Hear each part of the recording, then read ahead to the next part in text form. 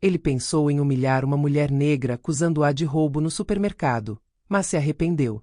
Amina estava exausta.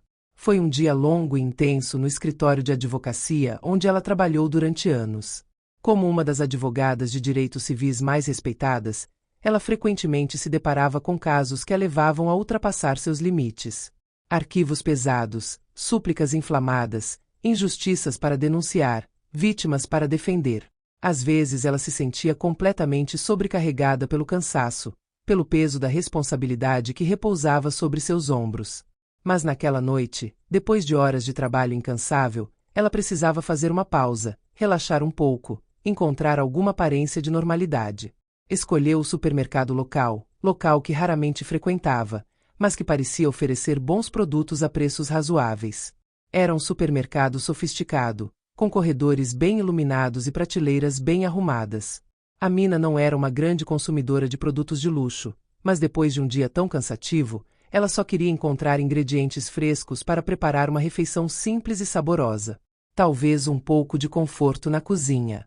Ao entrar, percebeu rapidamente que era uma das poucas pessoas de cor naquele lugar, um supermercado que parecia atrair uma clientela elegante e bem vestida.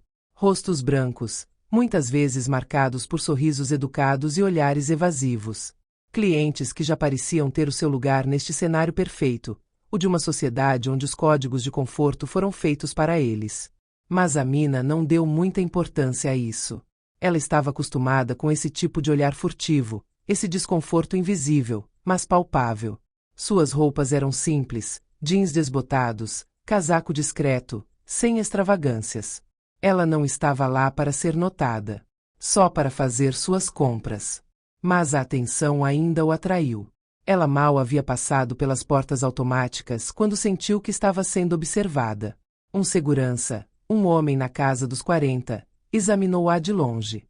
Seus olhos eram penetrantes, quase calculistas, como se cada movimento que ela fazia nos corredores despertasse nele uma dúvida, uma suspeita. Amina não era pessoa de se intimidar, mas sentiu uma estranha tensão tomar conta dela. O peso desse olhar que a acompanhava. Era o olhar de quem, num mundo desigual, tinha o poder de decidir, de julgar, de colocar alguém no seu lugar. Ela sabia que esse tipo de situação não era incomum. O preconceito racial frequentemente chegava aos lugares mais inesperados, em formas mais insidiosas, mas igualmente violentas. E este segurança, este homem simples uniformizado, parecia encarnar esta injustiça sistêmica. No entanto, ela não iria deixar isso acontecer. Ela estava acostumada a se manter ereta diante da discriminação, não se deixando abater por olhares acusatórios. Ela não fez um único movimento errado. Ela não seria o bode expiatório por sua cor de pele ou por sua condição de estranha neste universo supostamente perfeito. Ela pegou uma cesta e começou a se concentrar em sua lista de compras. Legumes frescos, temperos, alguns produtos para o jantar. Mas a cada raio que ela atravessava, o olhar do segurança estava sempre ali, insistente e calculista, como uma presença invisível mas opressora. Amina não se atreveu a confrontá-lo de frente, mas sentiu seu desconforto aumentar. Ele a seguiu à distância, como uma sombra, e ainda assim não se moveu. Ele a observou de longe, como um predador procurando sua presa. A cada movimento, ele parecia esperar que ela cometesse o menor erro, que suas ações revelam uma intenção culpada. Enquanto ela caminhava em direção ao caixa, seu coração afundou. Finalmente, ela seria capaz de pôr fim a esta estranha tensão. Mas o segurança se aproximou dela, com ar urgente, quase autoritário. Antes que ela pudesse sacar a carteira para pagar, ele a bloqueou. Vou ter que pedir que você me siga, disse ele, com a voz baixa, mas com uma firmeza assustadora. Amina olhou para ele, uma mistura de surpresa, descrença e raiva crescente nos olhos. Ela não havia previsto esse tipo de situação. Ela tinha pensado que ele não iria até o fim, que aquele olhar curioso seria apenas uma breve intrusão, sem consequências. Mas não. Foi muito fácil. Seu olhar endureceu. Com licença, ela respondeu, seu tom calmo, mas com um toque de desafio. Eu vi você colocando itens em sua bolsa sem digitalizá-los. Vou ter que verificar, disse ele, quase satisfeito com seu próprio estado de alerta. Amina sentiu uma onda de raiva crescer dentro dela, um sentimento de revolta que invadiu seu corpo. Como ele ousa? Ele a seguiu durante toda a jornada pelas prateleiras e agora a acusava sem motivo. Foi uma acusação infundada e absurda. Ela não havia roubado nada e ele sabia disso. Mas ele persistiu, com a arrogância de quem acredita que sua autoridade é incontestável. Seus olhos estavam cheios de certeza, como se o que ele dizia fosse uma verdade indiscutível, imposta pelo simples fato de usar uniforme. Ele pensava que a aparência dela, a pele, a postura, tudo o que percebia nela, dava-lhe poder. Ele acreditava que sua mera presença poderia torná-lo um juiz. O M. Carrasco. A mina respirou fundo, ficando ereta, recusando-se a deixar sua raiva assumir o controle. Ela tinha que manter a calma. Ela não poderia lhe dar essa satisfação. Eu não roubei nada, disse ela, fechando os olhos por um momento para se acalmar. Sua voz era firme, mas também suave, como se quisesse acalmar o tumulto interior. Por favor, acabei de pagar por tudo isso. Ele então sorriu para ela, um sorriso falso, que traía uma mistura de arrogância e desprezo, um sorriso que quase a enojou. Não era compaixão o que ele estava demonstrando. Foi uma forma de superioridade equivocada. Eu não acredito em você. Vou verificar, disse ele, estendendo a mão para vasculhar sua bolsa. A mina, chocada com a audácia do segurança, colocou lentamente a bolsa na mesa do caixa, sem a menor resistência. Parte dela queria explodir de raiva, mas ela sabia que não adiantaria nada.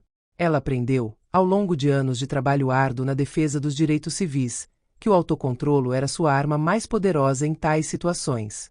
Quando ele começou a revistar sua bolsa com insistência, uma multidão de clientes começou a se aglomerar ao redor deles, com olhares curiosos e às vezes críticos. Os telefones subiram rapidamente, suas telas capturando cada movimento.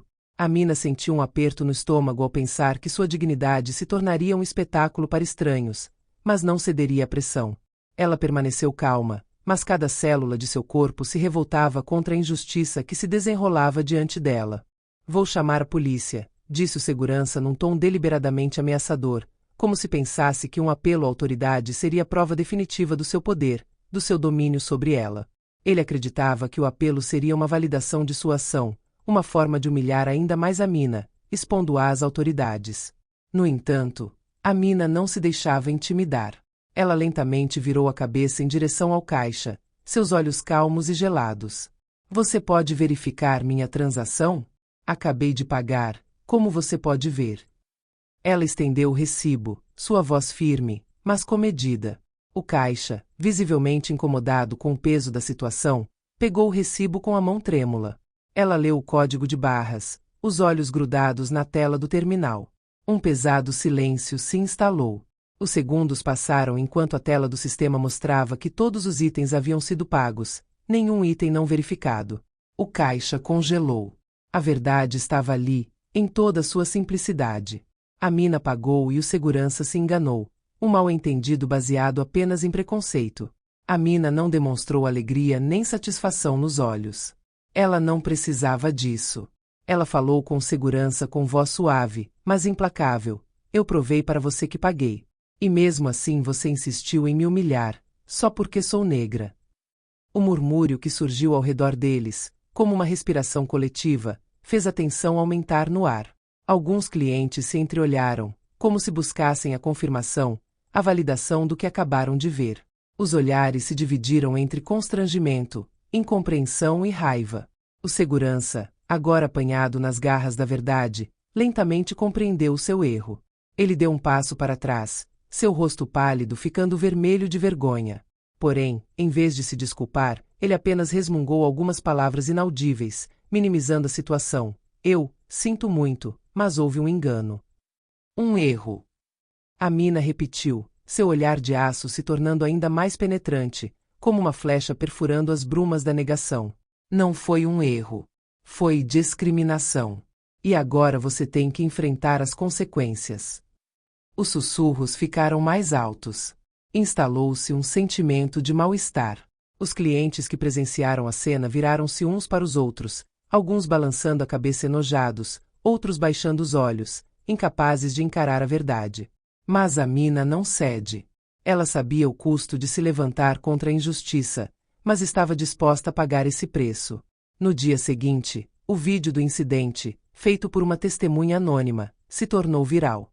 Imagens de Amina, calma e digna, desafiando o arrogante segurança, circulavam em todas as plataformas de redes sociais.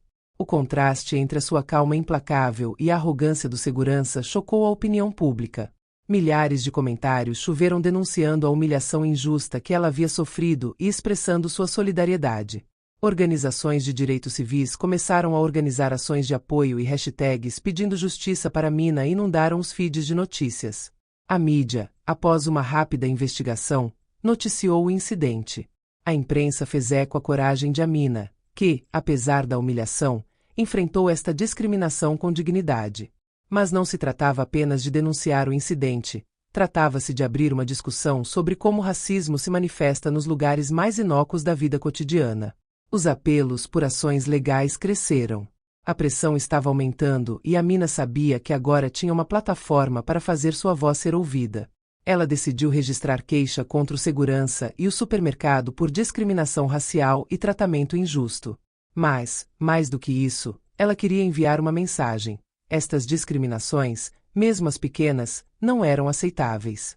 Ela sabia que não seria fácil. O sistema jurídico nem sempre esteve do seu lado, mas ela acreditava que a sua luta poderia fazer a diferença, mesmo que apenas para tornar as pessoas mais conscientes dos seus próprios preconceitos. Amina se envolveu nesta luta, não só por si mesma, mas por todos aqueles que sofriam silenciosamente humilhações semelhantes diariamente.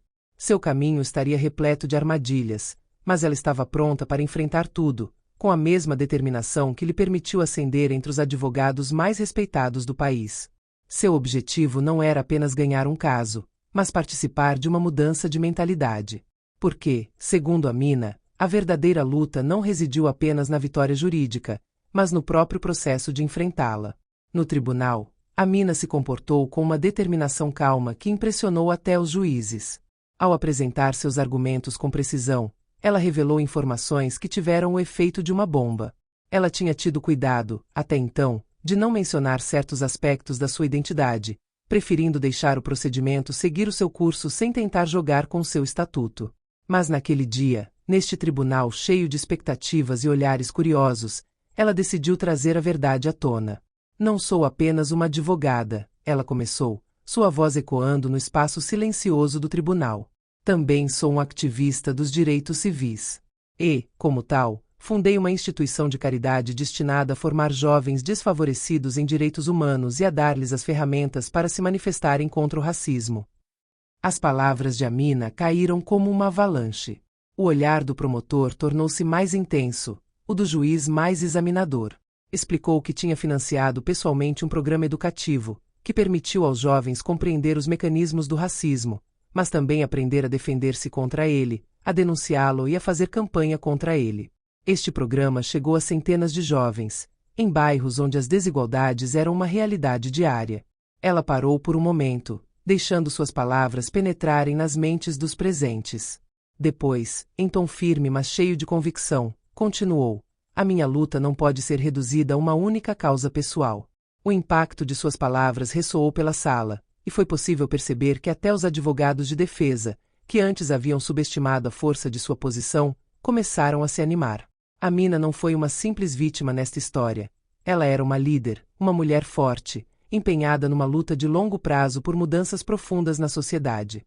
Sob pressão crescente dos meios de comunicação social e do público, o supermercado acabou por ser forçado a emitir um pedido público e oficial de desculpas, um reconhecimento do seu erro que, embora tardio, marcou um ponto de viragem.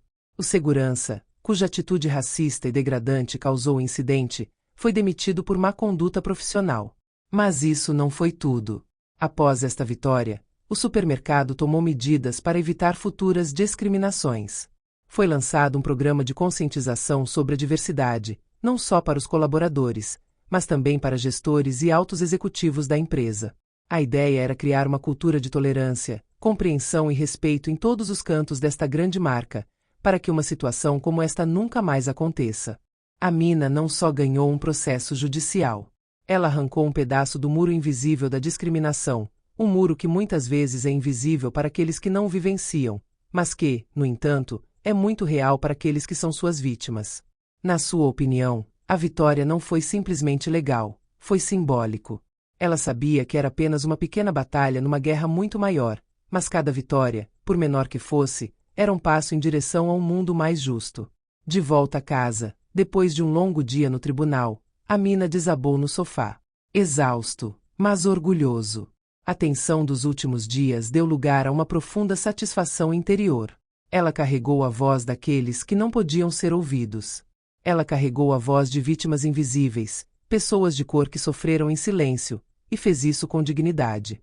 Mas ela também sabia que esta vitória era apenas o começo. O caminho ainda seria longo, repleto de armadilhas, desafios e resistências. O racismo não era um monstro que pudesse ser morto com um único golpe. Era uma hidra de muitas cabeças que precisava ser combatida incansavelmente. Amina pensou em todas as pessoas que compartilharam sua causa, naqueles que assistiram ao vídeo viral, naqueles que apoiaram sua luta. Ela havia tocado algo profundo no inconsciente coletivo.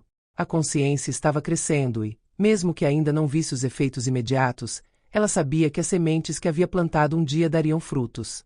O verdadeiro poder, acreditava ela, não reside na capacidade de dominar, de afirmar a autoridade de alguém sobre os outros. Está na capacidade de manter a calma diante das adversidades, de manter a dignidade nos momentos mais humilhantes. Amina provou isso. E se esta vitória lhe pertencia, pertencia também a todos aqueles que, como ela, estavam cansados de lutar, mas que, todos os dias, se levantavam para continuar a lutar. Para eles, esta vitória foi deles também. E juntos eles eram mais fortes.